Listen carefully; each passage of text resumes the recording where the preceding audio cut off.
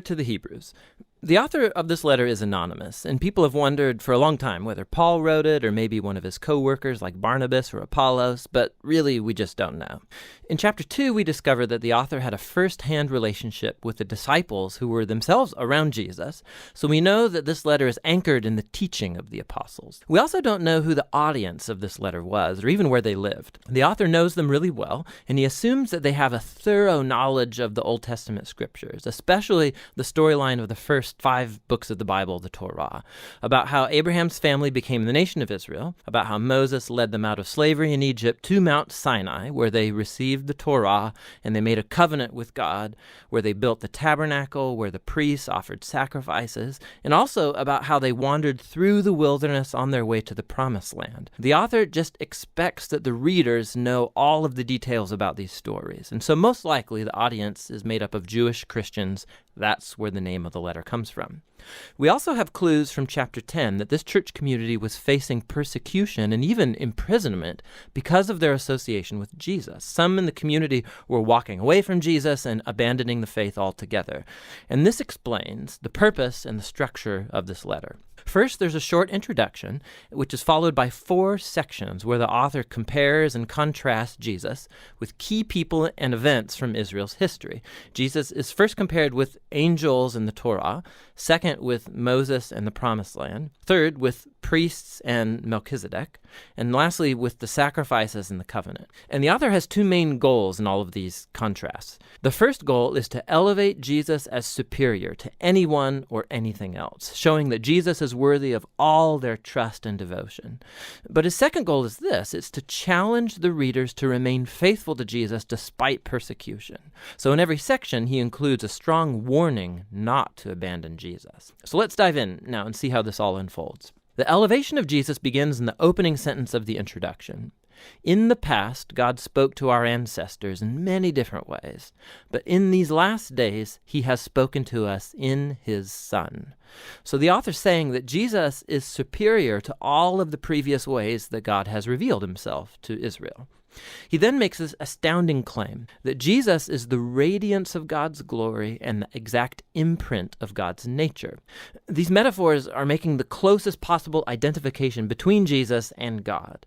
So Jesus is what the rays of light are to the sun, or Jesus is what the wax impression is to the signet ring. For this author, there is no God apart from Jesus. Jesus is God become human as the Son. And it's this elevated view of Jesus that's then explored throughout the rest of the letter. In the first section, the author compares Jesus with angels, which might strike you as kind of odd, like why angels?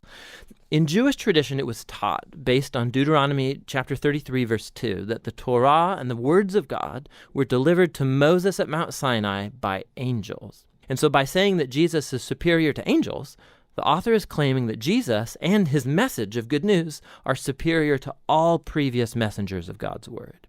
And so the first warning flows from this very point. If Israel was called to pay attention to the Torah that was delivered by angels, how much more should we pay attention to the message that was announced by the Son of God? And not only that, given Jesus' status high above the angels, how remarkable is it that he gave up that high status to become human, to suffer, and to die? In Jesus, we see God's greatest glory and God's great humility as Jesus sympathetically joined himself to humanity's tragic fate. In chapters 3 and 4, the author moves on to argue that Jesus is superior to Moses, who led the people of Israel through the wilderness and built the tabernacle. Jesus is also the leader of God's people, but in him we see not the builder of just a tent, but of all creation. Then the author retells the story of how the Israelites rebelled against Moses in the wilderness, and they lost their chance to enter into the rest that God offered them in the Promised Land.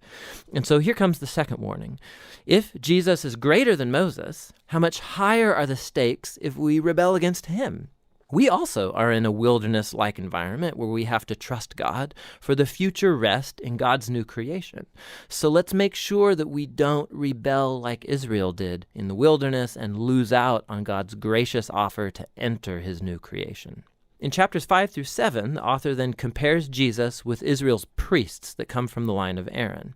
Their role was to represent Israel before God and to offer sacrifices that atoned for or covered over the sins of the people. But, he points out, the priests were themselves morally flawed people, and so they constantly had to offer sacrifices for their own sins as well as for everybody else's.